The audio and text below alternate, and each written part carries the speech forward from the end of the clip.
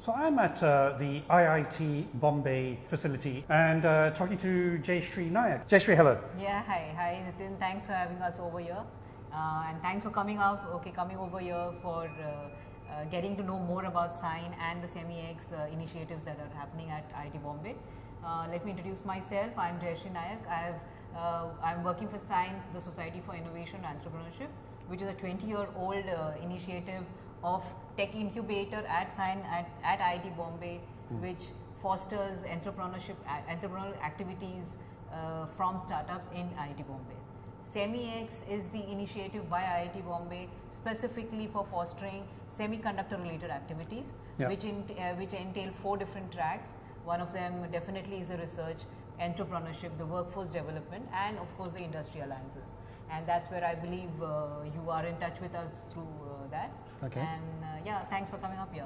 Now, I think you gave me some numbers when we spoke earlier. So, in terms of the SemiX, but in terms of semiconductors and deep tech, just give us a flavor of how many companies you have gone through here and any successes. Yeah, so SINE is one of the pioneers in the tech incubator space in deep tech in India, and we have till date 236 as of now startups incubated from SINE.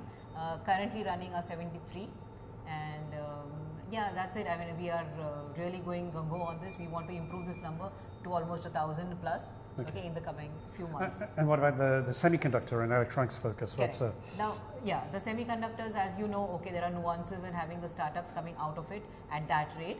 Yes, but we are working towards that. We have already 2 to 3 startups already existing in the which has come out of the SemiX initiative. And that's Matterwave Technologies and Numelo who we're speaking to. Matterwave, there is one more, Aortic Labs, which we haven't spoken about. Okay. And yeah, so but these are the few startups that are coming out. Plus, there will be many more in the R&D space now, which will hopefully be coming out further. And what are the things that you do when you're working with these startups in the incubator? What stage do they sort of come out of it, and are they like funded, and any successes you can talk about in sort of the electronic space? In the electronic space, I can say that the ones that we just spoke about, Numelo, Matterwave, will definitely be a success in the coming months, years, I can say. And what existing success stories that we have are Idea Forge, definitely one of the very oldest ones. Then there is SMS Gupshup, plus there is Immuna Act, and there is Professor Rohit Srivastava's Immuna Act, and there are a few more startups which I can go on talking about, and they are from the healthcare space, the robotics space. On the robotics side, it's interesting. I mean, we've spoken to Idea Forge and the CEO. Yes. It's really fascinating how they started that project in 2004. True, absolutely. They were just students then. And they were just students then, and how that's evolved into a big sort of UAV business. Sure. Robotics, there is one startup I can talk to you about, which is Bangalore based. It's making a plastering robot.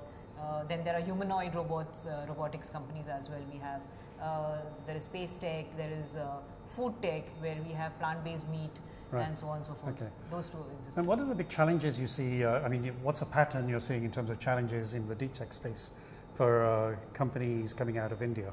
Right, that's a very good question, Nitin, and I would really like to address this very properly, because I would like the investors in India to have a look at a very patient capital coming towards the deep tech startups, because the gestation period for any deep tech startup happens to be not months, not 1 year. It could lead to several years, and people need to really be focused on what is the achievement beyond those particular number of years, and how the R&D is progressing, rather than what's the final outcome of it. Like maybe there are customers down the line, but for now we have to be patient about the money coming in, the quantum of money coming in, and the number of years that you need to stay in. Okay. So I think that's a big challenge. It's very vis-a-vis the consumer internet industry. Correct. Yeah. And what's the process for companies coming through? Is it that they have to come out of IIT Bombay research, or is there another part of it? True. So IIT Bombay does encourage startups from across out of IIT Bombay realm as well. But majorly focused, because we are an academic institution. The type of system that exists is more closer to the startups that come out of IIT Bombay, and hence we have more startups coming out of IIT Bombay. Not that we are averse to anyone else coming in. We very much welcome all of them as well. And I guess for something like this, you have to have the industry collaboration. So what kind of industry collaboration? So there are many corporate alliances we have in SINE, and SINE works towards fostering these relationships so that our startups get the most benefit out of the type of collaborations that we can have in that specific domain.